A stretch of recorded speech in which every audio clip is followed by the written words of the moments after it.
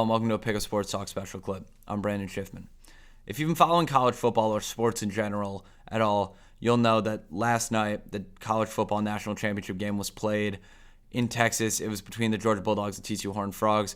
Georgia won 65-7 in absolutely dominating fashion, and this game and their perfect season as a whole has garnered them a lot of press, obviously, and rightfully so. But in my opinion, at least, it started a debate that I don't think is necessary. If you don't know what I'm talking about by the title and thumbnail, that is the debate between Kirby Smart and Nick Saban. So the way this video is going to work is I'm going to go through Saban's resume, Kirby's resume, and give a final thought at the end. So let's start with Saban. He was hired at Alabama in 2007. Before that, worked for a variety of college and pro teams, doing different jobs, whether it was head coach or just position coach. But he's a legendary coach, just no matter what. Since being hired at Bama in 2007, he's bolstered a record of 189-27, just yet again, legendary.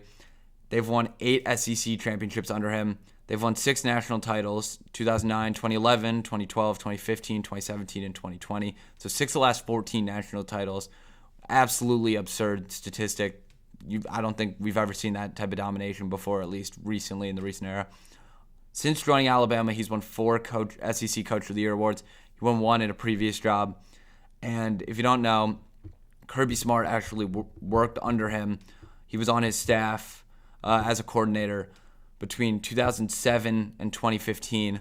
That's one thing I'm also fascinated by in college football is coaching trees, just who's worked for who, because Saban's just had a ton. He's had Steve Sarkisian from Texas, Kirby Smart, and many others. So let's get to Kirby's side. Hired by Georgia in 2015. Since joining Georgia, 81-15 record. That's kind of similar to Bama's, actually. I mean, kind of similar to Saban's at Bama's, just Saban's had double the time. Since the 2020 season, Georgia's only had 1 loss that came to Alabama in the SEC championship last year. Under Kirby, Georgia's won 2 SEC championships. They've won back-to-back national titles, including 1 this year, which was a perfect season, as I said before. And he's been a 3-time SEC Coach of the Year. So obviously, these 2 programs have been running the SEC, as you could tell, for many years in a row now, mainly Alabama. And as for recruiting, both these teams have been in the top 5 every year since 2018. They're both, they're 1 and 2 right now. Bama's the 1. I think they have like 7 5-stars, whereas Georgia is only 2 or 3, but Georgia is more 4-stars. With that being said, my thoughts on this debate and just all of this as a whole. I don't think there needs to be a debate between Saban and Kirby. Obviously, we know Saban's done more in more time. Kirby's cutting it close, though. Kirby's making a run for it, but he's obviously less time. I think as of right now, it's really 1A, 1B. A lot of people are going to be saying, well, Saban's done more, Saban's had more time.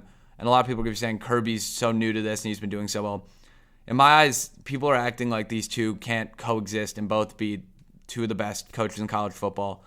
I think it's unfair to say Kirby's better than Saban. I think as of right now, if Saban, let's say I'm making this up, is a 99, Kirby's a 98.5. Like, it's really, really close. I still think as of right now, we have to respect Saban as a king of college football. Will that change in the next 5 years? Who knows? It remains to be seen. With that being said, both of these programs are absolute powerhouses. I think it would be unfair to say that Saban is far and away the best, and it'd also be unfair to say Kirby is the best. I think it's just too close to go really either way, but I think Saban, if you're going to go with one, you have to go with Saban just based on the longevity and what he's done in his time in Alabama and just continuing to push them past even dynasty status. At this point, when you're talking about dynasties, Alabama football is just synonymous with it. So yeah, thank you for watching. Make sure to tune into the upcoming episode. Probably coming out on Thursday. Like I said, we're going to give an in-depth analysis of the game and much more, just NFL, playoff predictions, and all that. So thanks.